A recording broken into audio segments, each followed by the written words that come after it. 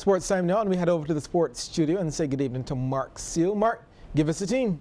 Well, yeah, the team has been named, and a total of 13 Barbadians will be making the trip for the proposed Sandals Tour of England.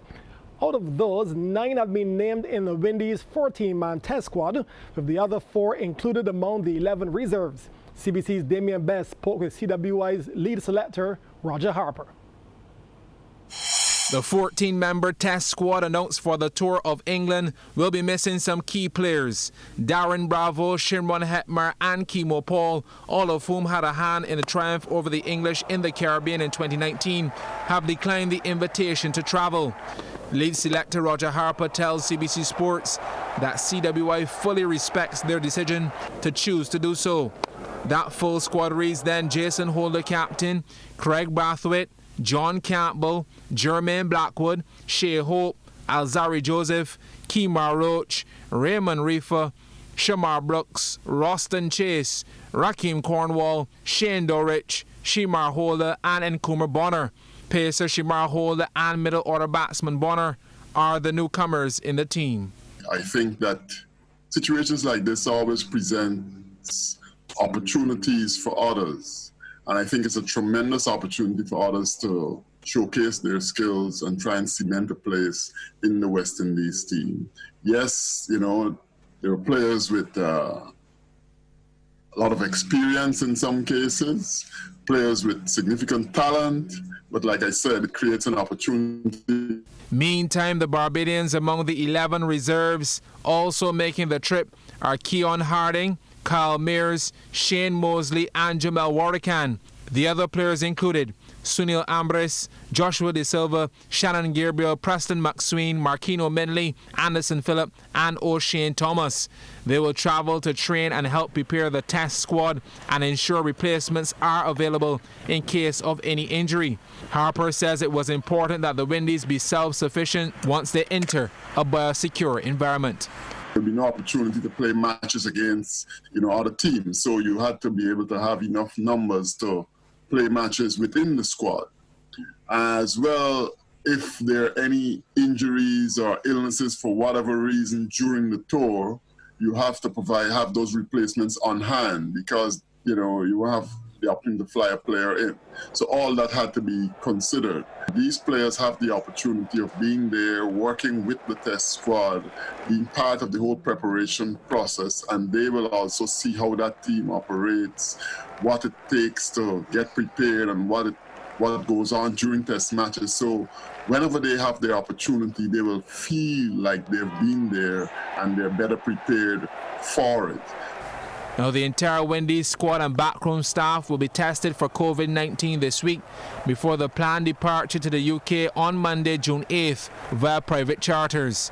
The former Windies spinner says he's completely satisfied the medical teams from both the ECB and CWI have explained the protocols to all the players involved.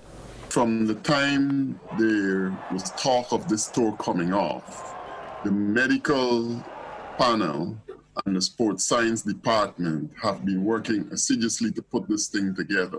They've been collaborating with colleagues in England and working out how they can prepare that biosecure environment, communicating all this information to the players every step of the way. The 25-man West Indies squad are scheduled to arrive in England next Tuesday and will use Old Trafford as their base for quarantine and training over the first 3 weeks before travelling to Southampton for the opening test on July 8th. Damien Best, CBC Sports. Thanks, Damien. Meanwhile, Captain Jason Holder told CWI media at a recent net session at Kensington Oval that he's aiming for victory and to retain the Wisden Trophy in England. It would always be a challenge, England are a very competitive and successful team. Not many teams go to England and defeat England, and for us, we've got a really good opportunity to do it. And the last time we went there, it was a keenly contested series. Again, many people wrote us off quite early, and we rebounded really, really well, and we shocked the world, to be honest. And it didn't shock me per se because I knew the capability of the team. But to see the guys respond in that way after the first test match was significant. So I know the guys are really looking forward to the opportunity to get back out there and play cricket, and we really relish the opportunity to go into England. So I know once we get on that cricket field, everybody will be putting their heads together, their hands together, hearts together, and trying to achieve a series win. Now, assistant coach Roddy Estwick also said the squad should give a good account of themselves. I think we might be a better team when we go to England this time. 3 years ago in 2017, it was a very, very young unit. Now we've got seasoned test players. We've got players with over 50 test matches. So I think once we can hit the ground running and get the preparation and get some match practice under our belts, we can hit the ground running and we can be a lot better. We've got youngsters coming through. You've got Raheem Cornwall, who could be a big threat in England, especially if the weather stays the way it is. We've got Shamar Holder, who just had an outstanding first-class season. We've got Azari Joseph, who's improving all the time. So we've got backup for the first time in a long while. We're quite solid bowling-wise. If we can get scores on the board, we can really challenge England, because I know the bowling will be good. And the three big men, they're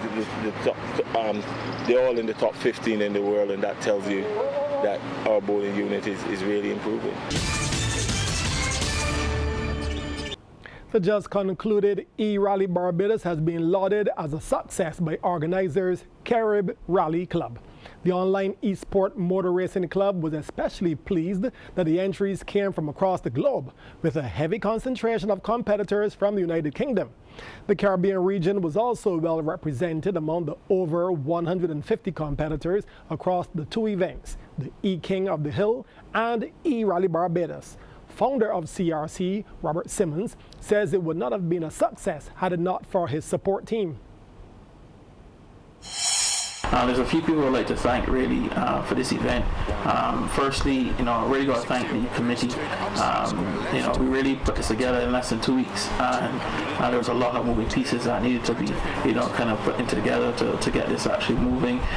Brian Mandeville as well, a Barbadian living overseas. He really, I don't think he slept for 48 hours. He was working constantly, just getting times and stuff put together. He did all the technical stuff.